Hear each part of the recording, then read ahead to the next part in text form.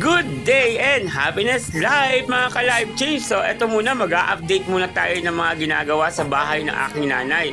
Ito yung renovation time ng kanilang bahay. Kasi nga, di naman lingid sa inyo sa paumbong, talagang bahain. So katatambak ng katatambak sa loob ng bahay namin na pag-iwanan na yung ceiling, kumaga bumaba. So all we need to do is renovate the house. So ang gagawin is pataasin lang siya sa walling para maitaas yung bubong. So yan yung unang step na ginawa ko at ginawa namin ng tatay ko para at least kahit paano maitaas yung walling ng bubong at yung flooring maging maayos po siya. So maraming salamat kasi ayan, praise God na iangat naman natin kahit paano. Pasalamat lang kami dahil maganda yung pagkakagawa ng lumang bahay, maganda yung pagkakabiga. Ayan, tapos dinudugtungan na lang siya, papatibayin pa lang todo. Kailangan lang talaga marami kang bakal, para kahit pa paano yung talagang kapit na kapit. Ayan, nakita nyo guys, so talagang siya uli ng biga para maiangat uli yung mga susunod na hollow blocks. Ayan, kasi plain square lang naman yun. So medyo kinakabahan lang tayo kasi malaki masyado rin pala kasi sa pagbubuong natin. Ayan, but anyway, God, trust the Lord kasi nga binigyan naman tayo ng trabaho na mahusay.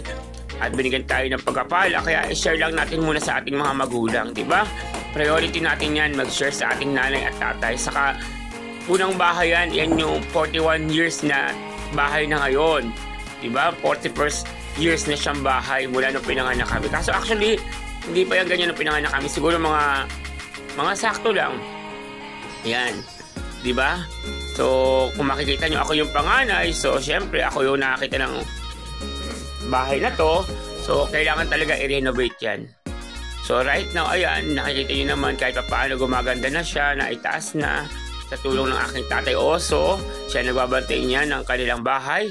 At take note, gagawin din natin yung paupahan in time. Mga 2 unit ba?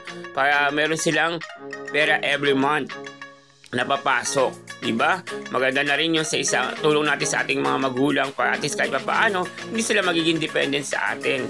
Kasi minsan paano kung wala rin tayo?